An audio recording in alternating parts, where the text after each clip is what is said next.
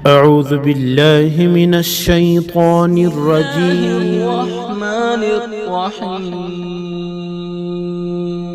बच्चा इस्लाम की फितरत के ऊपर और पैदाइशी तौर पर मुसलमान पैदा होता है, लेकिन उस बच्चे के माँ बाप उस बच्चे को यहूदी बना देते हैं, नसारा बना देते हैं, मजूसी बना देते हैं। माँ बाप जिस मज़हब में ज़िंदगी गुजारते हैं उस मज़हब में बच्चा परवान चढ़ता है और अपने माँ बाप को देखकर ज़िंदगी गुजारता है। यही वजह है कि दुनिया में जितने नबी आए और आखिर में ताजदार मदीना फ़ख्र दो आलम सल्लल्लाहु अलैहि वसल्लम दुनिया में तशरीफ़ लाए, तो हर नबी की उम्मत ने और हमारे नबी की उम्मत ने एक ही जवाब दिया कि हमने हमारे बाप दादा को इसी मज़हब पर पाया है, इसलिए हम तो इसी की पूजा करेंगे और इसी को मानेंगे। तो माँ बाप जिस मज़हब में ज़िंदगी गुजारते हैं उस मज़हब में बच्चा परवान चढ़ता है। अल्लाह का एहसान फजल करम हुआ हमारे ऊपर कि अल्लाह ताला ने हमें और हमारे माँ बाप को ईमान वाले के घर के अंदर पैदा फरमाया। हम इस अल्लाह की नेमत के ऊपर जितना भी अल्लाह का शुक्र अदा करें उतना कम है, इसलिए कि यहाँ की ज़िंदगी इंसान खुशी में, गमी में, राहत में, परेशानी में, तंदुरुस्ती में, बीमारी में, मालदारी में, गरीबी में, हर हालत में गुजार कर चला जाएगा। लेकिन असल तो आखिरत है। इसीलिए प्यारे आका सल्लल्लाहु अलैहि वसल्लम ने फरमाया कि अल्लाहुम्मा ला ऐशा इल्ला ऐशुल आखिरह, कि या अल्लाह सही मानों में जो ज़िंदगी है और हकीकी जो ज़िंदगी है वो तो आखिरत की है। इसलिए दोस्तों बुजुर्गों, हमें अल्लाह ताला ने ईमान दिया है, इस ईमान की और इस नेमत उज़्मा की हम कदर करने वाले बन जाते हैं। प्यारे आका सल्लल्लाहु अलैहि वसल्लम ने फरमाया कि ईमान पुराना हो जाता है जैसे कपड़ा पुराना हो जाता है। फरमाया कि तुम उसकी तजदीद किया करो, उसको नया बनाया करो। सहाबा ने पूछा कि रसूलल्लाह कैसे नया बनावे?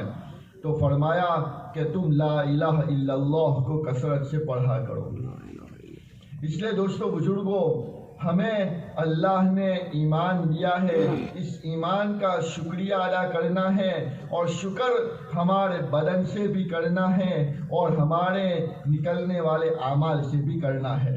ज़बान से भी अल्लाह का शुक्र अदा करना है और दिल से भी अल्लाह का शुक्र अदा करना है। और आदमी नेमत का जब शुक्र अदा करता है तो अल्लाह ताला नेमत में इजाफा करते हैं। वइज़ तअज़्ज़न रब्बुकुम लइन शकरतुम लअज़ीदन्नकुम वलइन कफरतुम इन्न अज़ाबी लशदीद, कि अगर तुम मेरी नेमतों का शुक्र अदा करोगे तो मैं नेमत में इजाफा करूँगा, और अगर नाकदरी की तो याद रखना मेरा अज़ाब बड़ा सख्त है। इसलिए दोस्तों बुजुर्गों, हम ईमान के ऊपर हमेशा अल्लाह का शुक्र अदा करें और हमेशा इस नेमत का इस्तेहज़ार रखें, ध्यान रखें कि वाक़अतन अल्लाह ताला ने ईमान दिया है, ये बड़ी नेमत है, बड़ी नेमत है। हज़रत बिलाल रज़ियल्लाहु ताला अन्हु के बारे में आता है, इब्न हिब्बान ने इसको रिवायत किया है कि एक मर्तबा बड़े खुश थे तो प्यारे आका सल्लल्लाहु अलैहि वसल्लम ने फरमाया, पूछा कि क्यों इतने खुश हैं? तो अर्ज़ किया कि रसूलल्लाह, मैं इसलिए खुश हूँ कि अल्लाह ताला ने हिदायत का देना और ईमान का देना अपने हाथ में रखा है। अगर किसी इंसान के हाथ में रखा होता तो क़यामत तक मेरी बारी ना आती। तो दोस्तों बुजुर्गों, अल्लाह ने बराह रास्त अपने खजाने गैब से हमें ईमान दिया और अपनी तौफीक से हमें ईमान दिया, यह अल्लाह का एहसान है। और ईमान का मतलब क्या है कि ईमान का मतलब ये है कि हमारे दिलो दिमाग की सोच बदल जावे और उसका यकीन बदल जावे, नज़र से हटकर खबर के ऊपर हमारा ईमान आ जावे। मशरिक से लेकर मगरिब तक और जुनूब से लेकर शिमाल तक और ज़र्रे से लेकर पहाड़ तक और कतरे से लेकर समंदर तक जितनी भी मखलूक है, हर मखलूक अपने रब्बे कायनात की मोहताज है, इसका यकीन हमारे अंदर आ जावे। ज़बान के बोल दिल के अंदर उतर जावे। ज़बान और दिल के दरमियान में एक बालिश्त का फासला है, लेकिन जबान के बोल को दिल में उतारने के लिए पूरी जिंदगी आदमी को खपना पड़ता है, थकना पड़ता है और अपने आप को अल्लाह के लिए मिटाना पड़ता है, जब जाकर ये जबान के बोल दिल के अंदर उतरते हैं। एक बुजुर्ग ने पोपट पाला था, अब उसको कलमा सिखाया।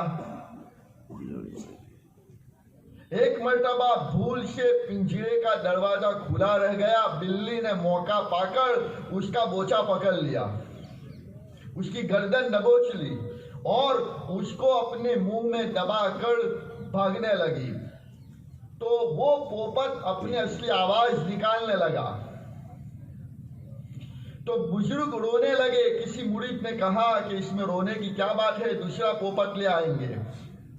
तो कहा कि मैं इसलिए नहीं रो रहा हूं कि पोपट चला गया, इसलिए रो रहा हूं कि उसको जो कलमा पढ़ाया था वो कलमा आखिरी उम्र में और आखिरी वक्त में उसकी जबान से क्यों नहीं निकला। ये डरने की बात है। हज़रत उमर इब्न खत्ताब रज़ियल्लाहु तआला अन्हु फरमाते हैं कि आदमी जैसी जिंदगी गुजारेगा वैसी उसकी मौत आएगी, और जैसी मौत आएगी क़यामत के दिन उसी हालत में उठाया जाएगा।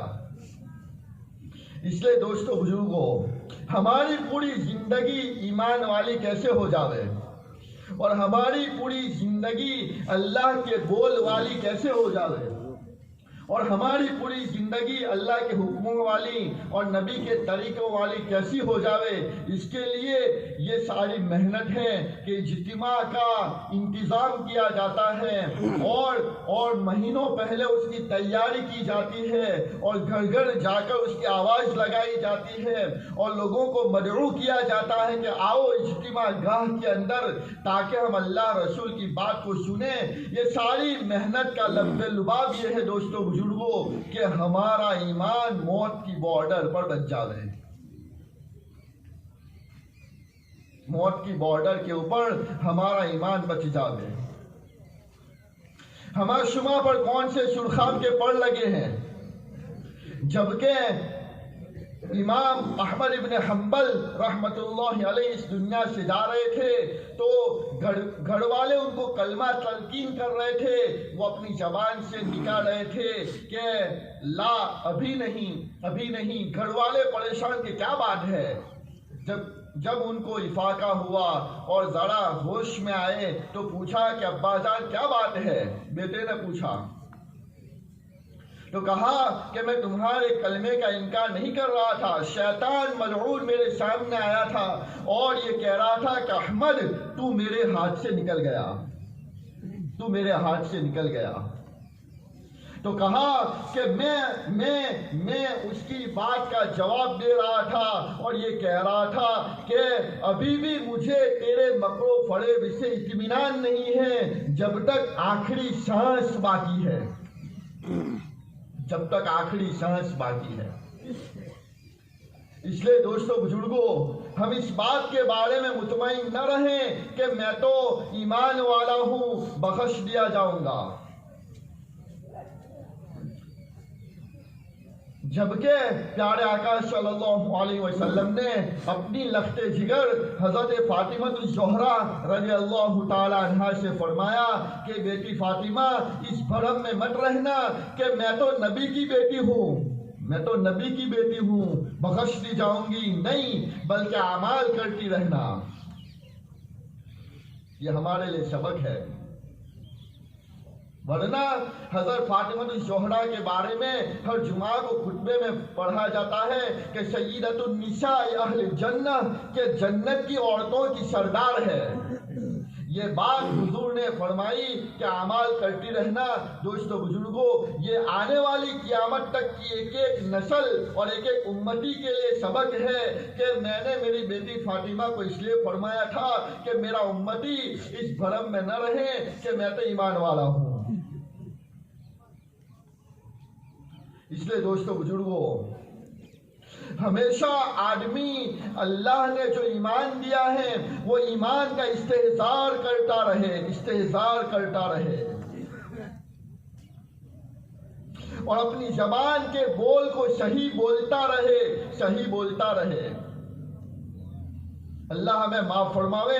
हमारे 24 घंटे के अंदर इतने जुमले हैं और इतने जुमले हैं कि अगर हम उसको तन्हाई में बैठकर सोचें तो ऐसा लग रहा है नौजुबिल्लाह कि ये खुद खुदाई का दावा कर रहा है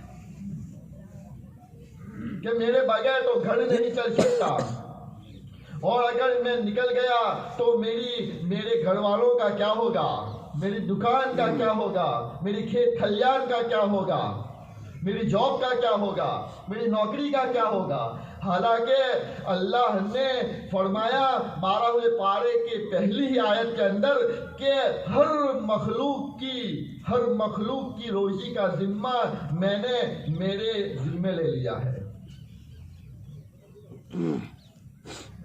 पता नहीं अल्लाह की कितनी मखलूक ऐसी है कि जिसको तनो मन रोजाना अल्लाह उसको खिला रहा है, और हम 2 रोटी और 2 बोटी के लिए परेशान हैं।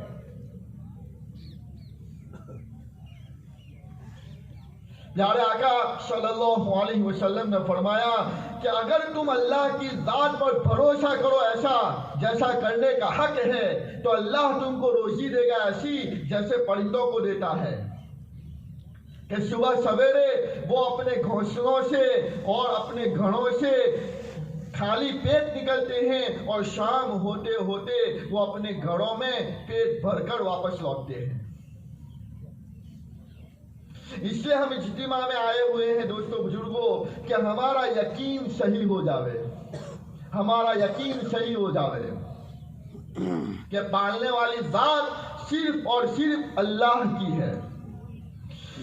चूंकि हमारा ईमान कमजोर है, इसलिए बतकल्लुफ रोजाना अल्लाह के दीन की बात को और अल्लाह के बोल को बतकल्लुफ बोले कि खिलाता अल्लाह है, पिलाता अल्लाह है, रोजी अल्लाह देता है, जिलाता अल्लाह है, मारता अल्लाह है, इज्जत अल्लाह देता है, जिल्लत अल्लाह देता है, बीमारी अल्लाह देता है, शिफा अल्लाह देता है।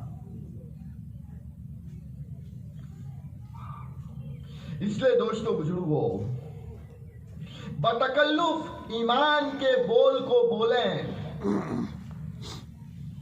और हमारे जहनों में और हमारे नफ्सों में और हमारे दिलों में ये है कि मैं नहीं हूँगा तो क्या होगा, इस बात को निकालना है।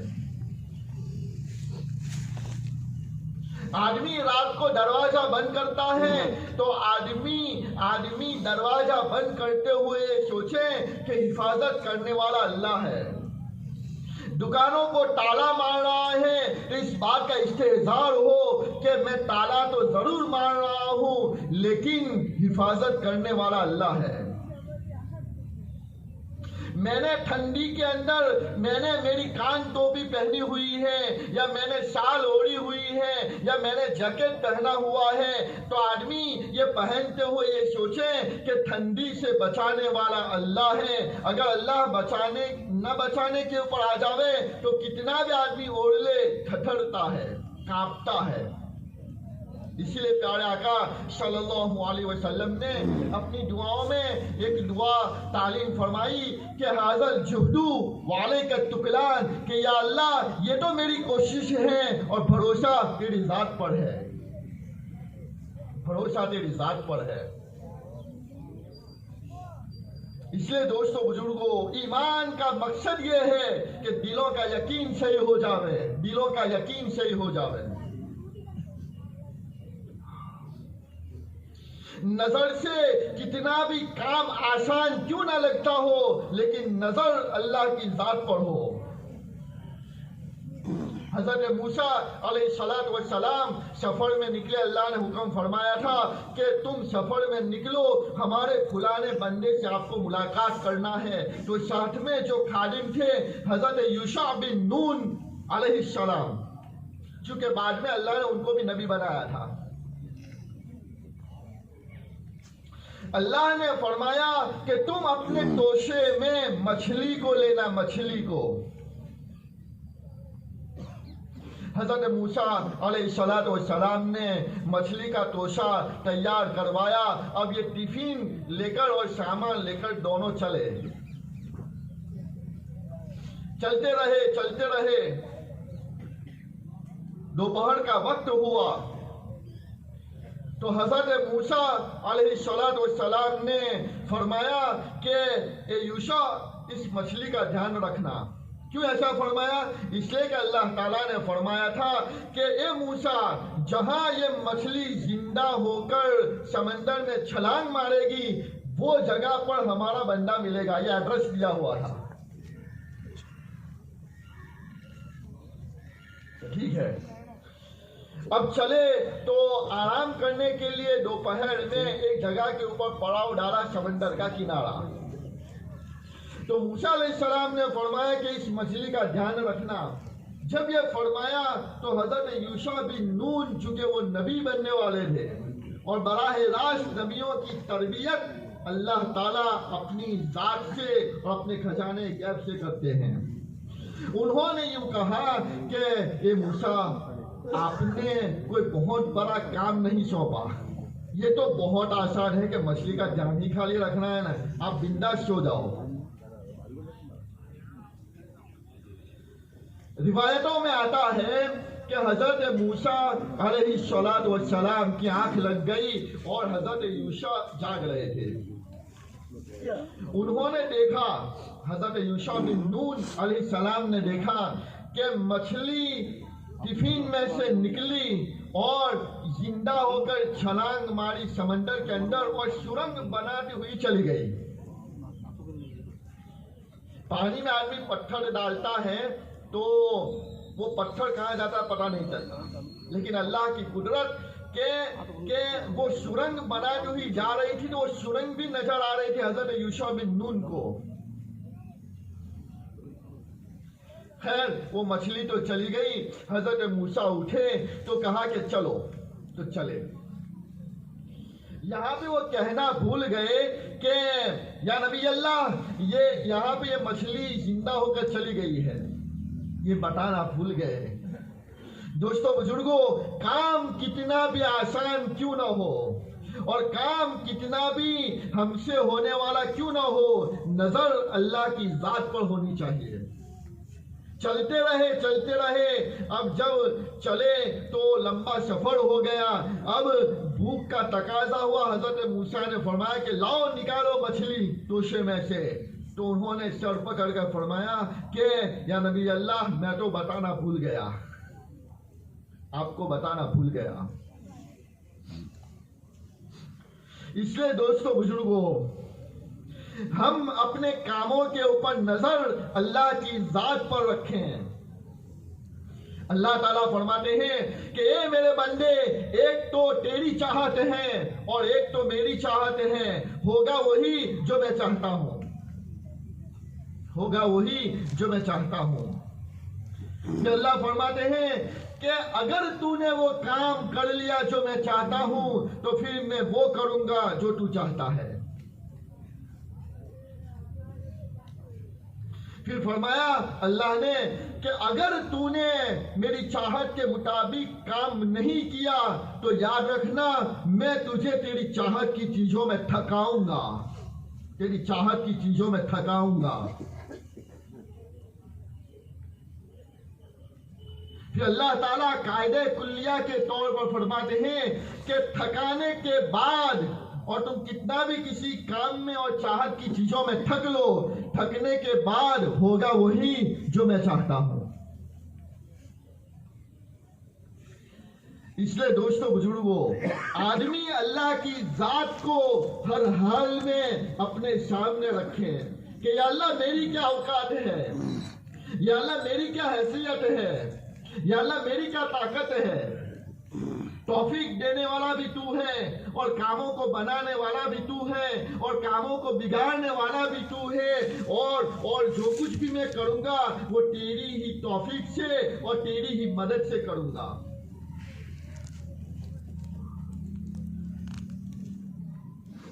अल्लाह ने हमें तौफीक दी तो हम यहाँ पे जमा हो गए। हाँ, और जो बाहर है पता चला कि अल्लाह की तौफीक अभी शामिल हाल नहीं है। इसलिए दोस्तों बुजुर्गों, हम अल्लाह की तौफीक हर काम में समझें। दुनियावी काम हो या उखरवी काम हो, हर काम में आदमी अल्लाह से मदद मांगे। उलमा फरमाते हैं कि प्यारे आका सल्लल्लाहु अलैहि वसल्लम की बहुत सारी सिफात थी। उन सिफात में सबसे अगलब सिफत यानी कि हुजूर की जात के ऊपर सबसे ज्यादा गालिब सिफत अगर कोई थी तो वो दुआ वाली थी कि हर काम में, हर अमल में अल्लाह से दुआ करते थे। फज़ाइल अमाल में कितने वाक़यात हुजूर के बारे में सुने कि आंधी चलती थी या कोई और परेशानी होती तो हुजूर मस्जिद में दौड़ जाते थे और नमाज में खड़े होते थे और अल्लाह से मांगते थे, अल्लाह हमें माफ फरमावे। अगर हमें पैसों की जरूरत है या कोई हाल आ गया, कोई बीमार हो गया घर के अंदर, या मुझे कारोबार करना है या मुझे मेरे बेटों की शादियां करना है, तो आदमी को गांव का चौधरी याद आता है। मखलूक की क्या जरूरत पूरी करेगी? कभी हमने नहीं सुना कि किसी अंधे ने किसी अंधे को रोड क्रॉस करवाया हो, कभी नहीं सुना। मखलूक की क्या जरूरत पूरी करेगी? दोस्तों बुजुर्गों, अल्लाह की जात से हमारा ताल्लुक जुड़ जावे और अल्लाह की जात से हमारा यकीन हो जावे, इसके लिए हम यहाँ पे जमा हुए हैं। ये कोई रस्मियत नहीं है कि चलो हर साल इज्तिमा होता है तो हम भी चले जाएंगे। नहीं दोस्तों बुजुर्गों, ये तो एक अमल है, एक अमल है अल्लाह की जात से जुड़ने का। अल्लाह की जात से जुड़ने का एक अमल है। वरना बहुत से लोग थे, अल्लाह ने उसमें से हमको अपने घरों से निकालकर पिंडाल के नीचे खड़ा कर दिया। ये अल्लाह का एहसान है, इसको मामूली न समझें। कुरान में अल्लाह ताला ने हुजूर की और सहाबा की अदाओं को आयत बना दिया। पहनने के लिए इतने कपड़े नहीं थे, खाने के लिए कोई चीज मुहैया नहीं थी, लेकिन उन्होंने अल्लाह की जात पर जो ईमान रखा और उन्होंने जो अदाओं को पेश किया, अल्लाह ने उन अदाओं को कुरान की आयतें बना दी। इसलिए दोस्तों बुजुर्गों, हम हमारी जिंदगी का रुख सही करें, हमारे दिलों का यकीन सही करें, हमारे बोल सही करें, हमारी सोच सही करें, हमारा देखना सही करें। और जब हमारा देखना, हमारा बोलना, हमारा सुनना, हमारा सोचना सही हो जाएगा तो फिर ये बदन से निकलने वाले आमाल भी सही होंगे, निकलने वाले आमाल भी सही होंगे।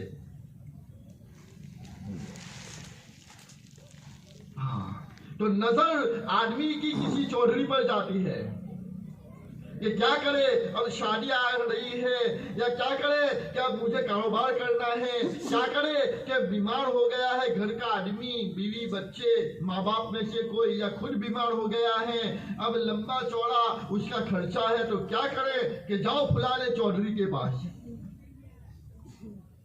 नहीं दोस्तों बुजुर्गों, बल्कि आदमी अल्लाह की तरफ रुजू करे, अल्लाह की तरफ रुजू करे। ये हाल इसलिए आता है कि आदमी अपने आप को संभाल ले और अल्लाह के सामने खड़ा हो जावे।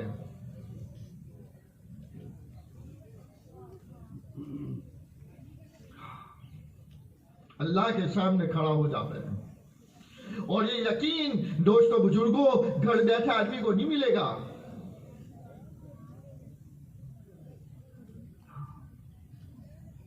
अल्लाह ने दीन को दोस्तों बुजुर्गों आदमी की मेहनत के ऊपर और आदमी के मुजाहदे के ऊपर और आदमी की नियतों के ऊपर और आदमी के इरादों के ऊपर अल्लाह ने इस दीन को देने का वादा रखा है। मुकद्दर की रोजी तो आदमी को मिलकर ही रहेगी। रिवायतों में आता है कि जब तक तेरा एक भी दाना पानी बाकी है वहां तक तुझे मौत नहीं आएगी। और रिवायतों में आता है कि तुमको तुम्हारी रोजी तुमसे ज्यादा तलाश करती है। इसलिए रोजी के बारे में और कमाने के बारे में आदमी इतना न घबरावे और इतना टेंशन न ले जितना टेंशन उसको अपने दीन के लिए लेना है।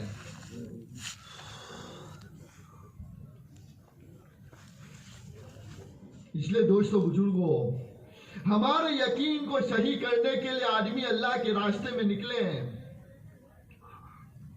और अल्लाह की जात का यकीन लाने के लिए रोजाना हमारी महफिलों में, हमारे घरों में और तालीम के हलकों में बैठकर इसके मुज़ाकरे को सुने और करें और लोगों को सुनावें ताकि अल्लाह की जात का यकीन आ जाए।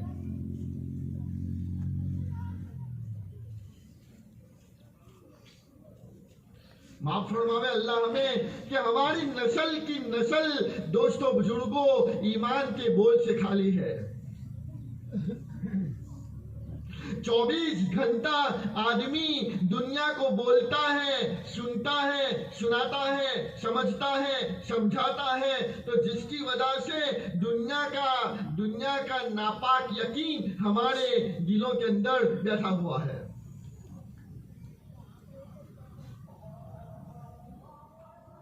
और कभी नहीं सोचा हमने कि करने वाली जात सिर्फ और सिर्फ अल्लाह की है।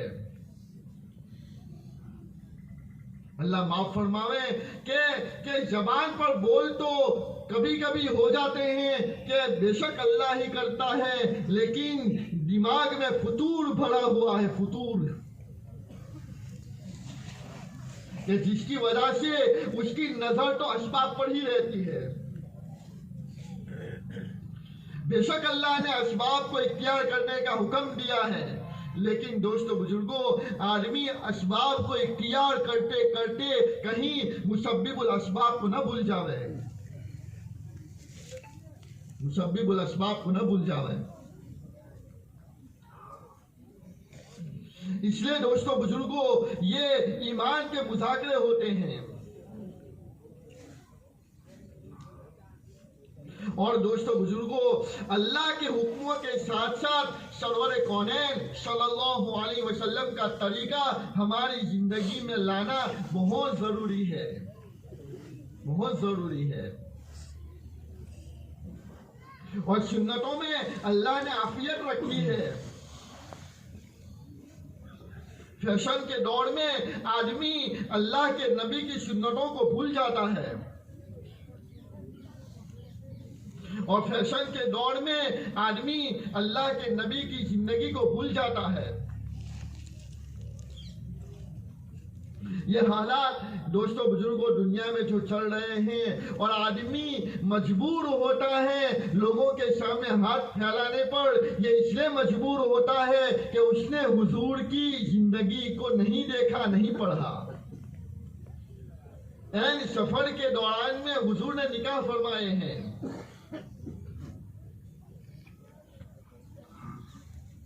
निकाह किया, सहाबा में ऐलान किया कि जिसके पास जो भी है अपने तोशेदान में वो यहाँ चमड़े का दस्तरखान बिछाया, फरमाया कि इसके ऊपर डाल दो। किसी ने रोटी का टुकड़ा, किसी ने खजूर, किसी ने छुहारा, किसी ने पता नहीं पनीर का टुकड़ा वो जमा कर दिया। हुजूर ने फरमाया कि बैठकर खा लो, ये मेरे निकाह का वलीमा है।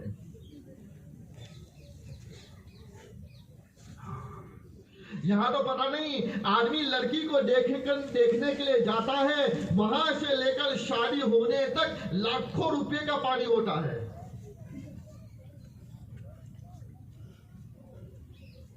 इसलिए दोस्तों बुजुर्गों हमारी जिंदगी का रुख सही करने के लिए हुजूर के तरीकों को अपनाना बहुत जरूरी है,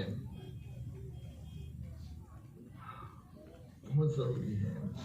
फरमाया आप सल्लल्लाहु अलैहि वसल्लम ने कि जो मेरा उम्मती मेरी उम्मत के बिगाड़ के वक्त मेरी सुन्नत को जिंदा करेगा और मजबूती से उसको थाम कर रखेगा और मजबूती से उस पर अमल करता रहेगा तो उसको 100 शहीदों का अजर मिलेगा। और एक रिवायत में एक शहीद का फरमाया और जब हम सुन्नतों के मुताबिक जिंदगी गुजारें तो उस वक्त ये न सोचें कि लोग हमको क्या कहेंगे। नौजुबिल्लाह। दोस्तों बुजुर्गों, लोगों ने तो अल्लाह रसूल को नहीं छोड़ा। हम कौन सी खेत की मूली हैं और हमारे ऊपर कौन से सुरखाब के पर लगे हुए हैं कि लोग हमको छोड़ देंगे। इसलिए सुन्नतों को अपनावें, सुन्नतों को अपनावें। 24 घंटे की जिंदगी हमारी जो है वो हुजूर वाली बनावें। 24 घंटों में हम जो जिंदगी गुजारते हैं वो मसनून दुआओं का एहतमाम करें और हमारे बच्चों को सिखावें। अल्लाह हमें माफ फरमावे। बाप की नमाज़े जनाजा हो रही है और बेटा बाहर है, क्यों कि उसको नमाज़े जनाजा पता ही नहीं है।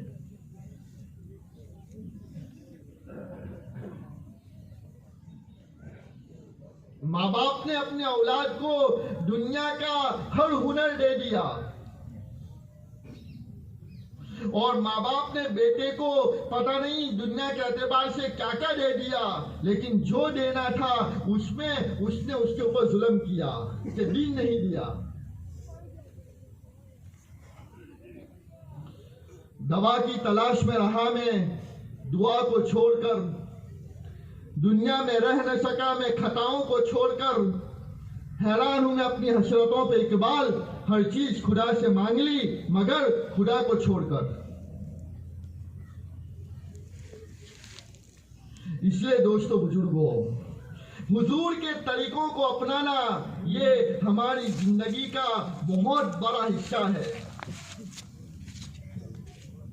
और जब अल्लाह के हुक्म नबी का तरीका जिंदगियों में आएगा तो आदमी हर हुक्म को पूरा करने के लिए अपने आप को तैयार करेगा और खड़ा करेगा हर हालत में।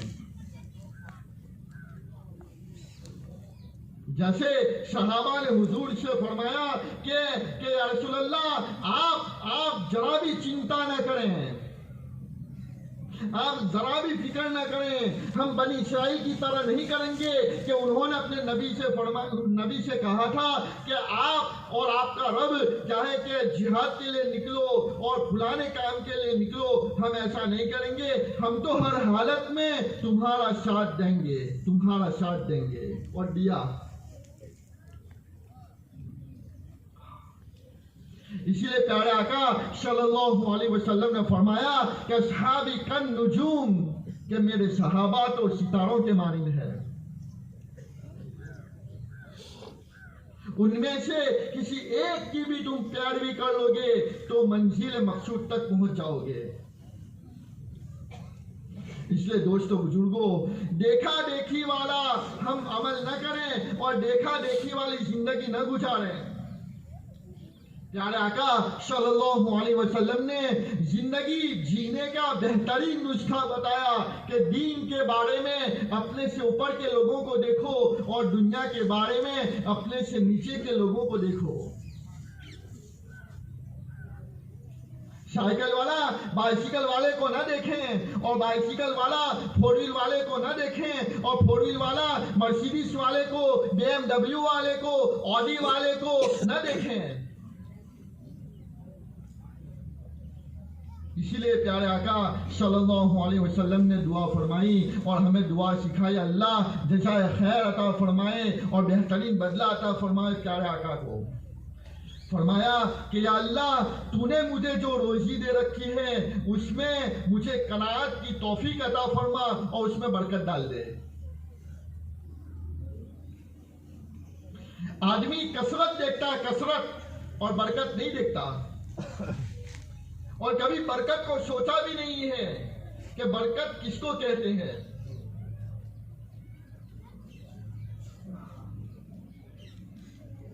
प्यारे आका ने दूध का प्याला मंगवाया, अबू हुरैरा से फरमाया कि जाओ असहाबे सुफ़ा को बुला लाओ।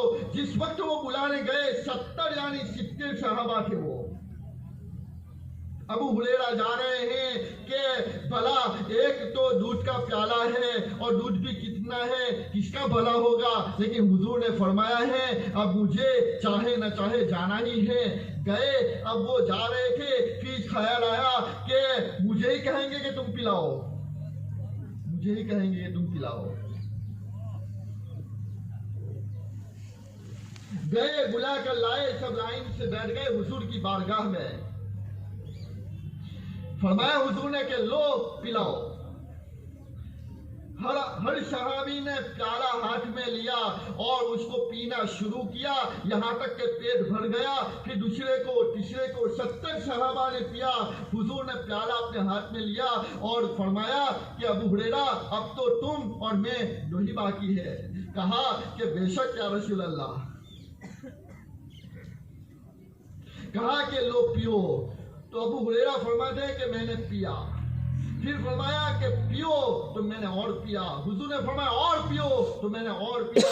फिर आखिर में कहा कि या रसूल अल्लाह अब तो कोई गुंजाइश नहीं है, अब तो पेट भर गया। आखिर में हुजूर ने पिया। ये दोस्तों बुजुर्गों बरकत है। आदमी अपनी रोजी को एक तो ये कि हलाल बनावे और हलाल रोजी में अल्लाह से कनात मांगे और उसमें बरकत मांगे। हुजूर की दुआ में है कि अल्लाह तू मुझे आफियत वाली और आसानी वाली रोजी अता फरमा। ऐसी रोजी से बचा कि जिसमें थककर चकना चूर हो जाऊं, न अपने आप का रहूं, न बीवी बच्चों का रहूं, न तेरे दीन का रहूं और न मैं किसी का रहूं। ऐसा थककर मैं चूर हो जाता हूं कि अब तो बिस्तर ही दिखता है। आदमी अपनी दुनिया के लिए, अपनी रोजी रोटी के लिए इतना थकता है।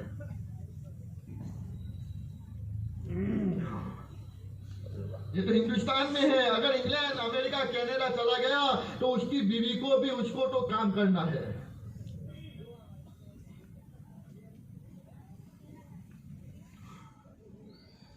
और अल्लाह के रास्ते में जब निकालने के लिए कहा जाता है तो आदमी कहता है कि दरवाजा खोल कर जाना है, दरवाजा तोड़कर तो नहीं जाना है। और इंग्लैंड, अफ्रीका और कनाडा, अमेरिका जाना है तो पता नहीं कितने लाखों का वो पानी करता है। इसलिए दोस्तों बुजुर्गों, आदमी हलाल रोजी कमावे और कनात की सिफत को अपनावे और अल्लाह से बरकत को मांगे और बकिया वक्त को अल्लाह के दीन के लिए लगावे, अल्लाह के दीन के लिए लगावे और अल्लाह से दुआ करता रहे कि या अल्लाह तू मुझे ऐसी रोजी अता फरमा कि मैं तेरे दीन के लिए फारिग हो जाऊं। इसलिए दोस्तों बुजुर्गों, अपने आप पर रहम खावें और अल्लाह के हुक्मों के मुताबिक जिंदगी गुजारें और नमाजों का एहतमाम करते रहें, नमाजों का एहतमाम करते रहें। अल्लाह माफ फरमावे कि आदमी बिस्तर पर सुबह में सोया पड़ा रहता है और अल्लाह की एक छोटी सी मखलूक है मुर्गा कि वो सुबह सवेरे अल्लाह के गुण गाना शुरू करता है। हज़रत लुकमान हकीम ने अपने बेटे को बहुत सारी नसीहत फरमाई। उसमें एक नसीहत ये की थी कि बेटा तू मुर्गे से भी ज्यादा आजिज न हो जाना, तू मुर्गे से भी ज्यादा आजिज न हो जाना कि वो तो सुबह सवेरे वो तो अजान देना शुरू करता है और तू है कि तू सुस्त पड़ा हुआ है बिस्तर पर।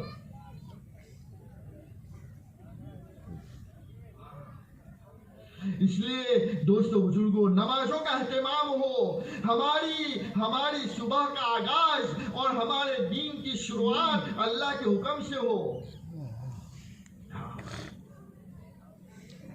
फरमाया प्यारे आका सल्लल्लाहु अलैहि वसल्लम ने कि जो फजर की नमाज जमात के साथ पढ़ेगा उसको आधी रात का सवाब मिलेगा और जो ईशा की नमाज जमात के साथ पढ़ेगा उसको आधी रात का सवाब मिलेगा।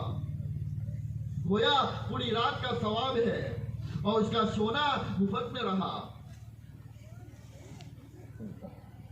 फरमाया प्यारे आका सल्लल्लाहु अलैहि वसल्लम ने कि जो फजर की नमाज और जो असर की नमाज पढ़ेगा और पाबंदी से पढ़ेगा अल्लाह उसको जन्नत में दाखिल करेगा।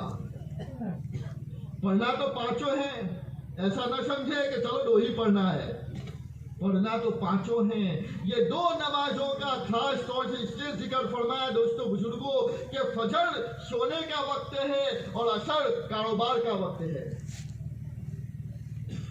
कहीं आदमी चकमा न खा जावे और कहीं आदमी धोखे में न पड़े रहे।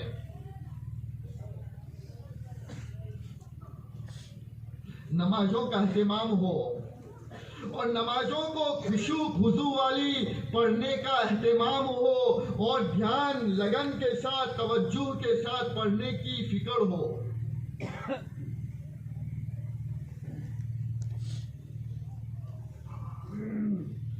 रिवायत में आता है कि आदमी की उम्र 60 साल की हो गई है लेकिन अभी तक उसकी नमाज सही नहीं है। फरमाया आप सल्लल्लाहु अलैहि वसल्लम ने कि तुम नमाज पढ़ो ऐसी जैसा तुमने मुझे नमाज पढ़ते हुए देखा है। एक सहाबी आए कि वो आए मस्जिद में और उन्होंने नमाज पढ़ी। हुजूर ने बुलाया कि जाओ तुम फिर से नमाज पढ़ो, तुम्हारी नमाज नहीं। गए पढ़ी तो जब नमाज से फारिग हुए हुजूर ने बुलाया, कहा कि फिर से नमाज पढ़ो।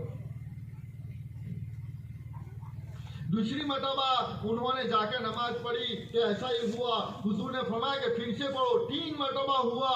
वो सहाबी ने अर्ज किया कि रसूलल्लाह मुझे तो आती नहीं है, आप मुझे सिखा दो।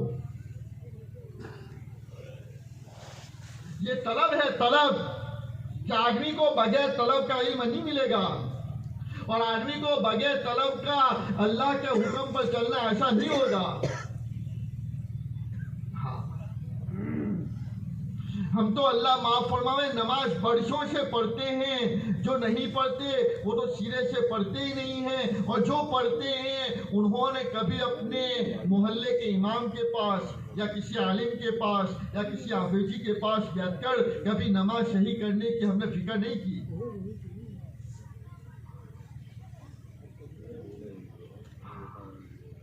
आदमी बगैर सीखे गाड़ी नहीं चला सकता और आदमी बगैर सीखे दुकान नहीं चला सकता और आदमी बगैर सीखे दुनिया का कोई काम नहीं कर सकता। तो दोस्तों बुजुर्गों, अल्लाह का दीन बगैर सीखे कैसे जिंदगियों में आएगा और अल्लाह के दीन और अल्लाह का हुक्म नमाज बगैर सीखे हमारी जिंदगी में कैसे आएगा।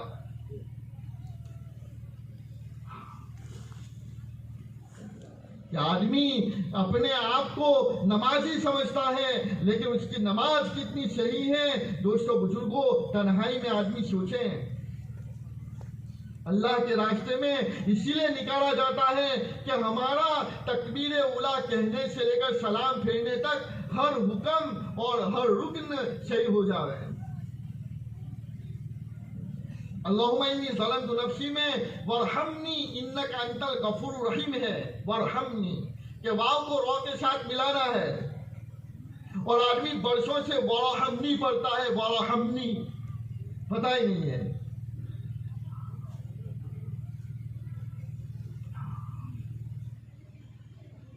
हालात इसलिए होते हैं दोस्तों बुजुर्गों, कुरान में अल्लाह ने फरमाया कि उसकी नमाज उसको बेहयाई से रोक दे। आदमी को बहुत सी मर्तबा हमको ख्याल आता है कि भाई बरसों से नमाज पढ़ता हूं लेकिन क्या वजह है कि गुनाह नहीं छूट रहे हैं। पता चला कि नमाज अभी तक सही नहीं। बहुत जरूरी है नमाज को सही करना और अल्लाह का सबसे बड़ा हुक्म है, सबसे पहला हुक्म है क़यामत के दिन सबसे पहले नमाज के बारे में पूछा जाएगा। इसलिए दोस्तों बुजुर्गों, नमाज को सही करें, नमाज को सही करें। 24 घंटे हम अल्लाह के जिक्र में अल्लाह की जात की फिक्र में रहें कि मुझे एक दिन मरना है और अल्लाह के सामने खड़ा होना है और जिंदगी का जवाब देना है और मैं अल्लाह के सामने खड़ा होऊंगा। उस वक्त मेरा क्या बनेगा। इसलिए आदमी हर वक्त अल्लाह का ध्यान लाने के लिए अल्लाह के जिक्र में रहे, अल्लाह के जिक्र में रहे।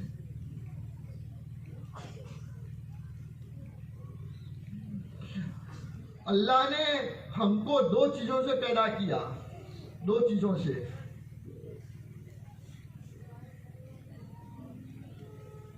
एक तो अल्लाह ने हमको मिट्टी से बनाया और दूसरा अल्लाह ने अपनी तरफ से हमारे बदन में रूह डाली।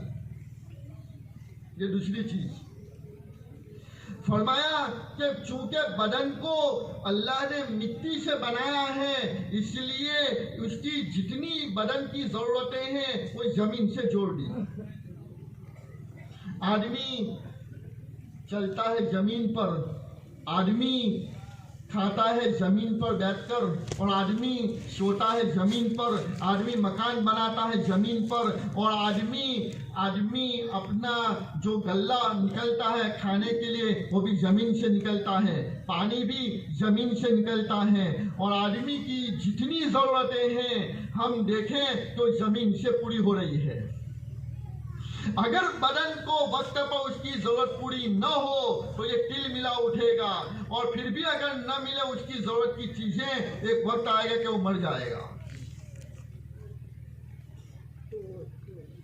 अब दूसरी चीज रूह है। अब रूह की खुराक और रूह की रोजी और रूह की गिजा अल्लाह ने आसमान से उतारी है।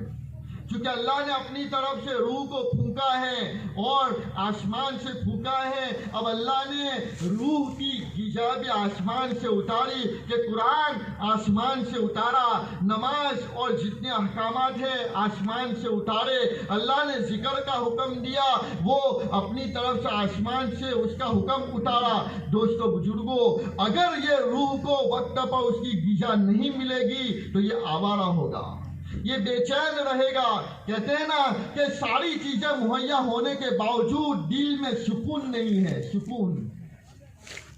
एक आदमी कह रहा था हमारे इलाके के अंदर कि जिंदगी का जो रस मिलना चाहिए, जो रस मिलना चाहिए वो रस नहीं मिल रहा है। तो पता चला कि उसके जिक्र का रस उसकी रूह को नहीं मिल रहा है।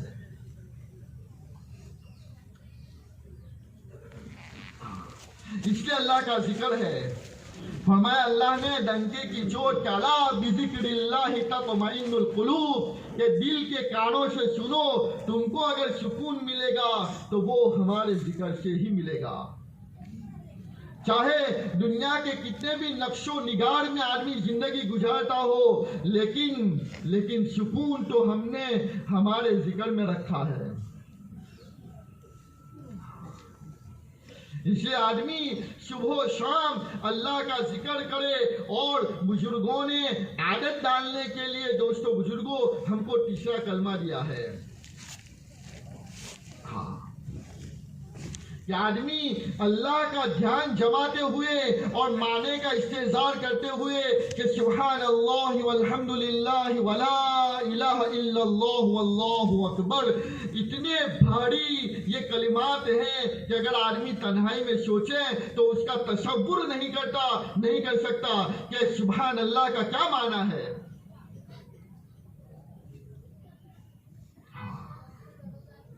उलमा फरमाते हैं कि अल्लाह का जिक्र करने से नौजुबिल्लाह अल्लाह की जात पाक नहीं होगी, हमारी ये नापाक जो जुबान है वो पाक होगी। वरना अल्लाह तो पहले से पाक है, सुभान अल्लाह पहले से पाक है।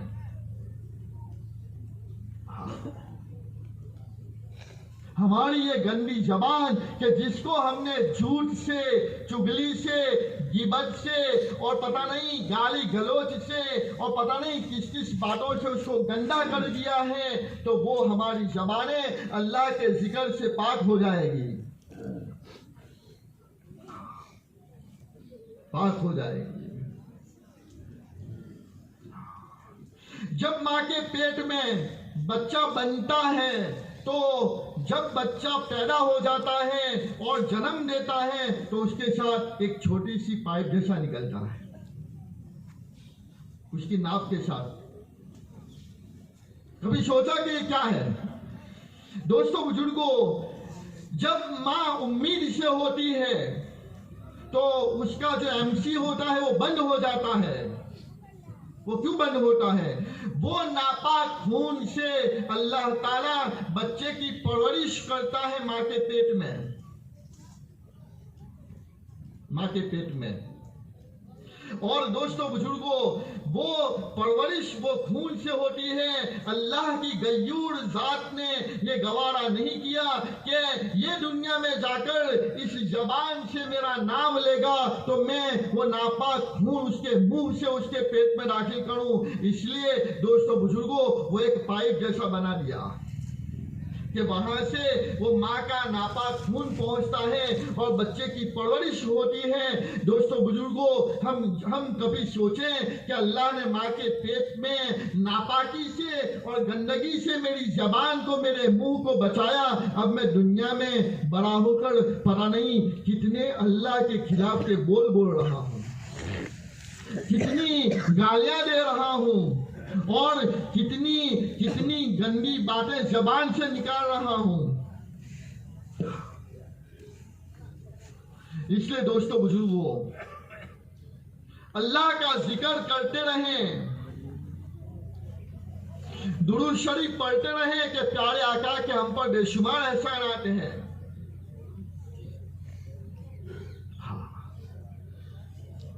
अनवर शाह कश्मीरी रहमतुल्लाह अलैह फरमाते हैं कि अगर इंसान अपने बदन की चमड़ी उतार कर उसकी जूती बनावे और हुजूर के कदमों को पहनावे, तब भी हुजूर के एहसानात का बदला नहीं दे सकता, हक अदा नहीं कर सकता। इतने एहसानात हैं।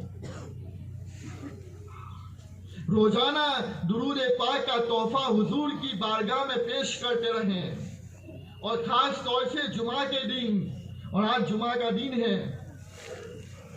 हुजूर ने फरमाया कि जो जितना दुरूद पढ़ेगा वो कल क़यामत के दिन उतना मुझसे करीब होगा। और एक मरतबा दुरूद पढ़ने पर अल्लाह की तरफ से 10 रहमतों का नुज़ूल होता है। और दोस्तों बुजुर्गों, बड़ी कीमती बात अल्लाह ने कुरान में फरमाई कि इन्नल्लाह व मलाइकतहु युसल्लूना अलन नबी, के दोस्तों बुजुर्गों, किसी अमल के बारे में अल्लाह ने ये नहीं फरमाया कि ये अमल मैं करता हूँ तुम भी करो। दुरूद एक ऐसा अमल है कि अल्लाह ने फरमाया कि मैं भी हुजूर पर रहमतों को भेजता हूँ, तुम भी हुजूर पर दुरूद पढ़ो। हर इबादत के बारे में शक है कि आया ये मेरी नमाज, ये मेरी तिलावत, ये मेरा जिक्र कबूल हुआ कि नहीं हुआ, ये मेरा सदका देना कबूल हुआ कि नहीं हुआ। लेकिन दुरूद एक ऐसा अमल है और दुरूद एक ऐसी इबादत है कि वो बराह रास्त अल्लाह की बारगाह में बगैर किसी आड़ के कबूल होता है। अल्लाह ने नमाज के आखिर में दुरूद का हुक्म क्यों दिया कि आदमी तकबीर उला कहने से लेकर तहियात तक जो कुछ भी रुकन अदा करता है, पढ़ता है, दोस्तों बुजुर्गों, उसमें अगर कोई कमी कोताही है तो ये आखिर में दुरूद इब्राहिम है कि वो दुरूद पढ़ने से सारी नमाज कबूल होती है। इसलिए रोजाना दुरूद पाक पढ़ते रहें, दुरूद पाक पढ़ते रहें। और दोस्तों बुजुर्गों, हमारी 24 घंटे की जिंदगियों में पता नहीं छोटे बड़े, जानकर अनजानकर, खलवत में जलवत में, सफर में हजर में कितने गुनाह हमसे हो जाते हैं। तो अल्लाह ने फरमाया कि इस्तगफार करो, इस्तगफार करो। और इस्तगफार को मामूली न समझे हैं। गश्त जब पूरा हो जाता है तो बोलते हैं कि इस्तगफार पढ़ लो, लेकिन एक रस्मियत रह गई है। अगर इस्तगफार को तन्हाई में सोचें तो पता चले कि इस्तगफार कितना बड़ा अमल है। 9वें पारे में अल्लाह ने फरमाया कि जब काफिरों ने मक्के के काफिरों ने पेशकश की थी कि अगर तुम सच्चे नबी हो तो अल्लाह से कहो कि आसमान से पत्थरों का नुज़ूल करे और पत्थरों की बारिश बरसाए हम पर। तो अल्लाह ने उसके बाद वाले आयत में फरमाया कि नबी जी, आपकी मौजूदगी में हम उनको अजाब नहीं देंगे। आपकी मौजूदगी में हम उनको अजाब नहीं देंगे। फिर आगे अल्लाह ने उसी आयत के टुकड़े में अल्लाह ने फरमाया कि हम इसलिए भी उनको अजाब नहीं देंगे कि वो इस्तगफार करते हैं। कौन?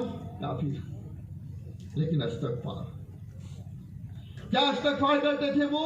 कि जमाने जाहिलियत में जब वो मक्के के अंदर काबतुल्लाह का तवाफ करते थे तो तवाफ करते करते वो कहते थे गुफरानक गुफरानक, यानी अल्लाह तो हमें माफ फरमा, तो हमें माफ फरमा। हालांकि है काफिर। अल्लाह ने ये सिफत बयान फरमाई। इस्तगफार इसको मामूली न समझें, मामूली न समझें। प्यारे आका सल्लल्लाहु अलैहि वसल्लम ने फरमाया कि जो इस्तगफार की कसरत करेगा, इस्तगफार की कसरत करेगा, और कसरत उलमा फरमाते हैं कि उसकी कम से कम मिकदार, कसरत की कम से कम मिकदार 300 मरतबा, उससे ज्यादा जितना हो सके, लेकिन कसरत कम से कम 300 मरतबा। फरमाया प्यारे आका सल्लल्लाहु अलैहि वसल्लम ने कि जो इस्तगफार की कसरत करेगा अल्लाह ताला उसको 3 बड़े बड़े इनाम देंगे। बड़े बड़े हुजूर ने फरमाया, एक तो ये कि अल्लाह ताला उसको ऐसी जगह से रोजी देंगे जहां से उसका वो गुमान भी नहीं होगा, जिसके लिए आदमी मारा मारा फिरता है। सबब इख्तियार करें लेकिन आदमी इस्तगफार, अल्लाह का जिक्र, अल्लाह की तरफ तवज्जुह करें। ये पहला इनाम है कि ऐसी जगह से रोजी देंगे जहां से वह गुमान भी नहीं होगा। और दूसरा फरमाया प्यारे आका सल्लल्लाहु अलैहि वसल्लम ने कि दिलों के गमों को अल्लाह दूर करेगा, दिलों के गमों को अल्लाह दूर करेगा इस्तगफार की कसरत पर। हर आदमी रोता है और हर आदमी दुखड़ा है और हर आदमी गमों में डूबा हुआ है। फरमाया कि उसका वाहिद इलाज क्या इस्तगफार करें, अल्लाह की तरफ रुजू करें, तौबा करें।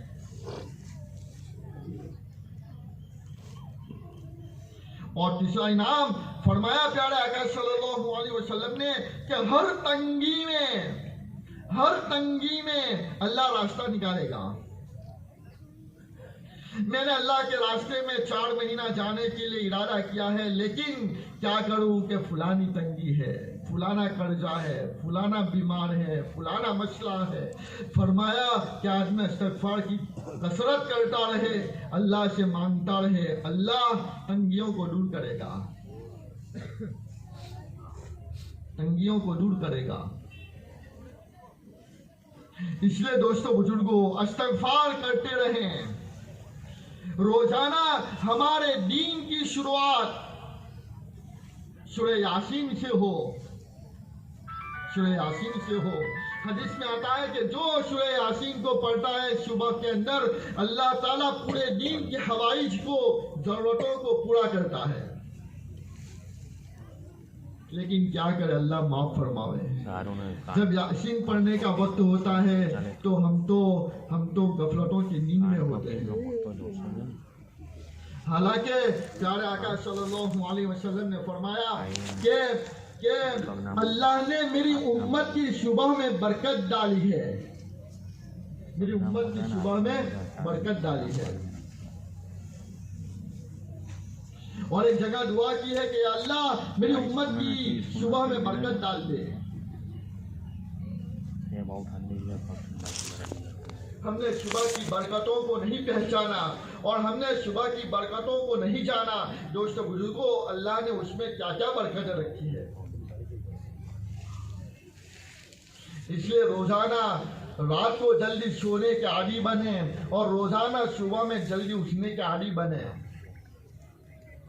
हदीस में आता है कि ईशा के बाद महफिलों को जमाना और गपशप करना और दोस्तों की महफिलों को जमाना ये मना है, मना।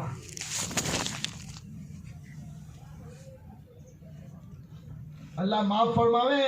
हम तो इतने जालिम हो चुके हैं कि दोस्तों के साथ 12 बजे तक, 1 बजे तक, 11 बजे तक पता नहीं महफिलों में घूमने फिरने में, खाने पीने में रहते हैं। अब वो हमारी बीवी पूरे दिन थकी हारी है और बच्चे तो उनको सताते हैं। हम तो दुकान पर, जॉब पर और काम पर जाते हैं, तो पूरे दिन वो थकती है और थक कर चूर होती है। अब वो ज़रा सोई है तो हम उसको दस्तक देकर उसकी नींद को खराब करते हैं, चूँकि 12 बजे 1 बजे रात को आया है।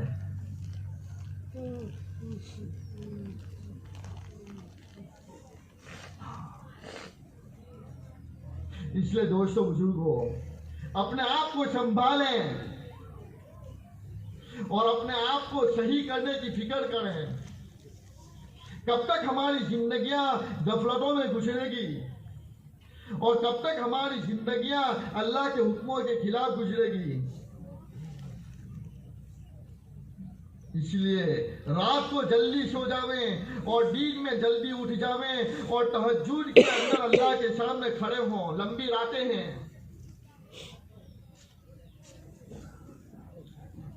और तकरीबन 5:50 या 52 तक वक्त रहता है।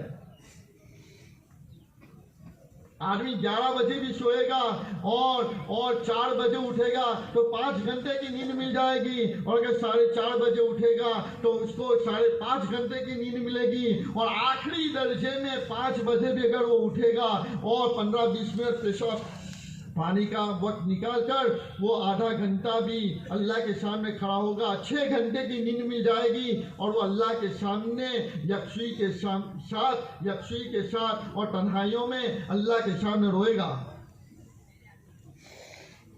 लेकिन हमारा सबसे बड़ा अलमिया ये है कि हम रात को जल्दी सोते नहीं हैं।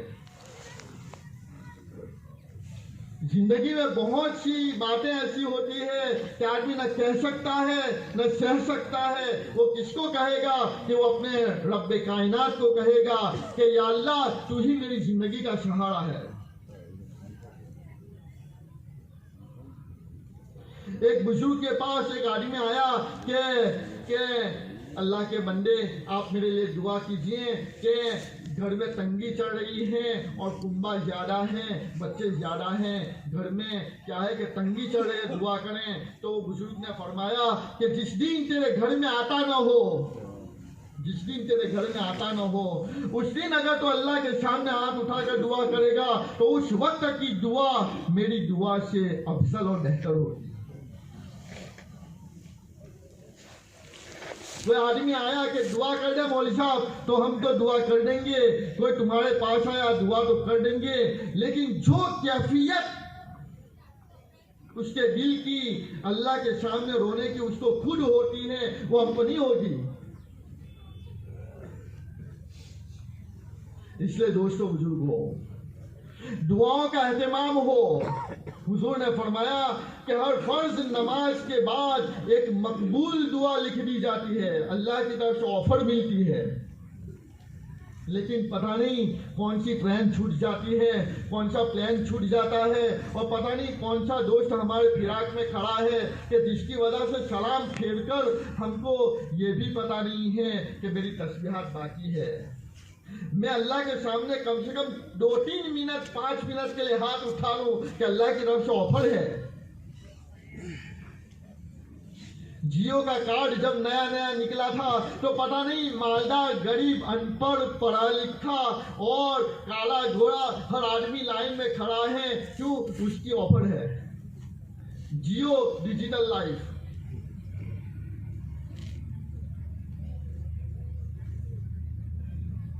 और आदमी वो मिनी दज्जाल में, मोबाइल में और शैतान के जाल में ऐसा फंस गया कि अब उससे निकलने का सोच भी नहीं रहा है।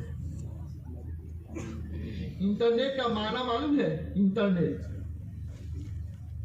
कि आदमी नेट यानी जाल में दाखिल हो रहा है और ये शैतान का ऐसा जाल है दोस्तों बुजुर्गों, इंटरनेट के आदमी उसमें गुमराह होता चला जा रहा है।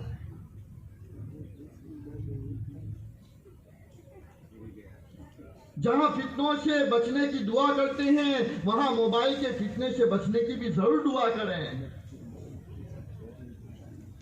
शैतान ने बड़ी जबरदस्त पट्टी पढ़ाई है।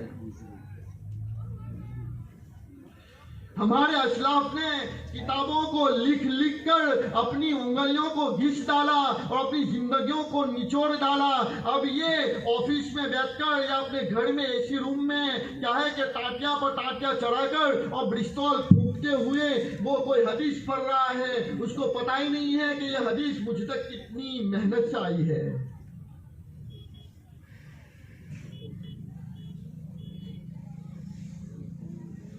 इमाम बुखारी रहमतुल्लाह अलैह ने बुखारी शरीफ लिखी दोस्तों बुजुर्गों, तो लिखते लिखते एक मुद्दत मदीद 16 साल गुजर गए। 16 साल गुजर गए।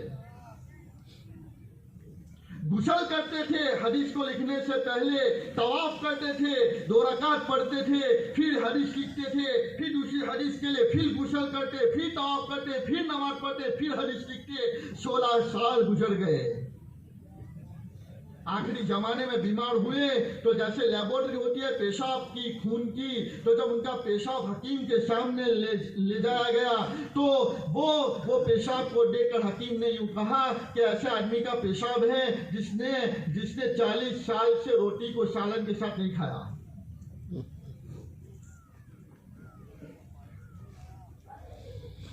इसलिए दोस्तों बुजुर्गों, जो वक्त हमको मिलता है वो वक्त हम मोबाइल में न लगावें, मिनी दज्जाल में न लगावें। वो वक्त हम अपने मोहल्लों की मुलाकातों में, वो वक्त हम जिक्र अज़कार में, वो वक्त हम मेरी नमाज को सही करने में, और कुरान नहीं आ रहा है, सूरह फातिहा सही नहीं है, उसको सीखने में और सही करने में वो वक्त को लगावें। अल्लाह माफ फरमावे, सलाम फेरते ही आदमी मोबाइल को निकालता है और सोचता है कि अल्लाह मियाँ का मैसेज तो नहीं आया कि मेरी नमाज कबूल हुई कि नहीं हुई।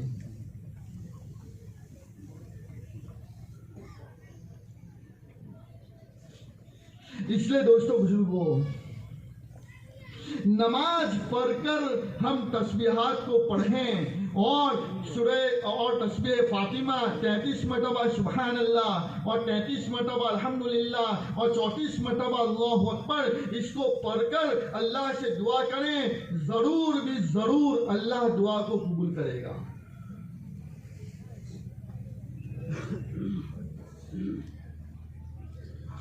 अल्लाह माफ फरमावे, ये मोबाइल ने हमारी आपस की मोहब्बतों को भी पतला कर दिया और आदमी अपनी बीवी बच्चों को भी वक्त नहीं दे रहा है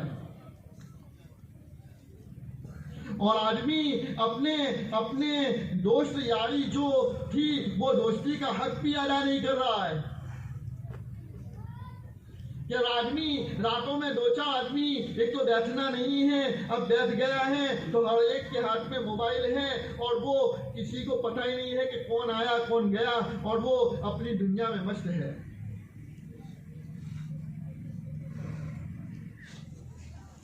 अल्लाह हमें माफ फरमावे। बच्चा रोता है तो आदमी मोबाइल उसके हाथ में थमा देता है।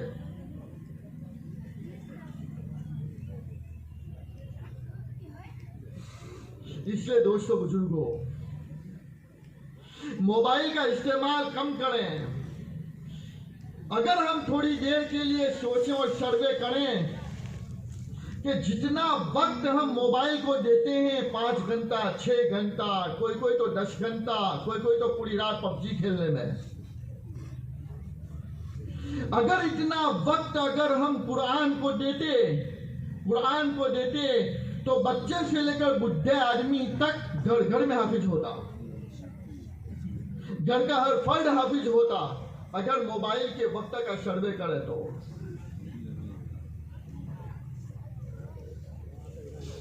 इसलिए दोस्तों बुजुर्गों, जिंदगी का रुख सही करें और ये नियत करें, ये इरादे करें, ये अज़्म मुसम्मम करें, पुख्ता इरादा करें कि मैं यहाँ पे जो इज्तिमा में आया हुआ हूँ अब यहाँ से मैं कुछ लेकर जाऊंगा।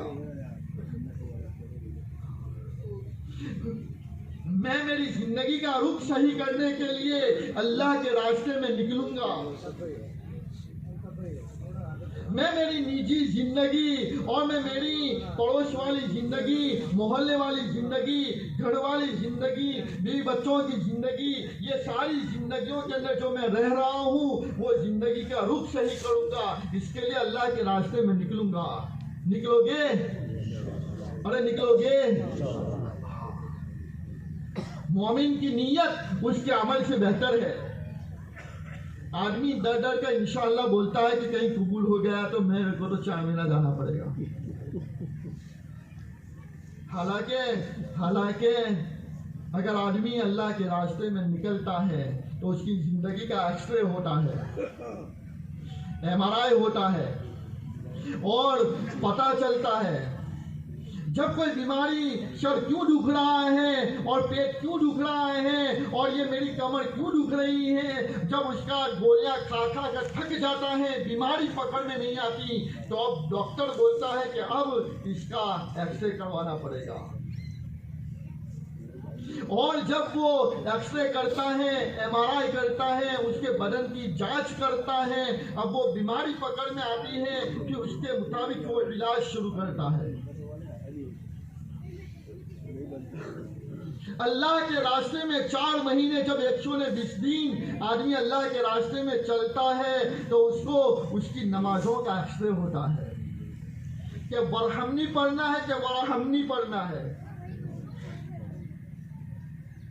और जब आदमी अल्लाह के रास्ते में चलता है तो एक धोखे में पड़ा हुआ था, वो धोखा अल्लाह के रास्ते में खुलता है। आज अल्लाह के रास्ते में मैं निकला हूँ तो अल्लाह के रास्ते में कच्चा पक्का रोजाना दाल चावल या रोजाना सब्जी और रोजाना चावल खाने पड़ते हैं। घर पे तो पता नहीं मैं कितनी धमाल और उधम मचा रहा था, अब यहाँ मुझे पता चला कि ये अल्लाह की कितनी नेमतें हैं। हुजूर ने कई दिन तक खाना नहीं खाया। और जब आदमी फजाइल सदकात में हुकूक के बारे में सुनता है तो पता चलता है कि मैंने मेरे पड़ोसी के साथ क्या बर्ताव किया है, मैंने मेरे माँ बाप के साथ क्या बर्ताव किया है, और मैंने मेरे बीवी बच्चों के साथ क्या बर्ताव किया है, और मैंने ये जान और माल अल्लाह की दी हुई अमानत थी उसको मैंने कहाँ लगाया। इसलिए दोस्तों बुजुर्गों, हम अल्लाह के रास्ते में निकलने के लिए इरादा करें। इरादा ये हम तो घबरा जाते हैं, 4 महीने का नाम सुनकर घबरा जाते हैं। हालांकि 16 जुमा होते हैं, 17वीं जुमा तो अपने घर पे नहाएगा।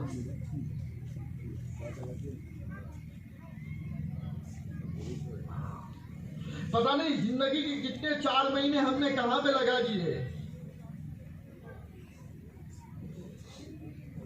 अब एक 4 महीना और आजकल तो हम सबको मालूम है क्या जुमा है।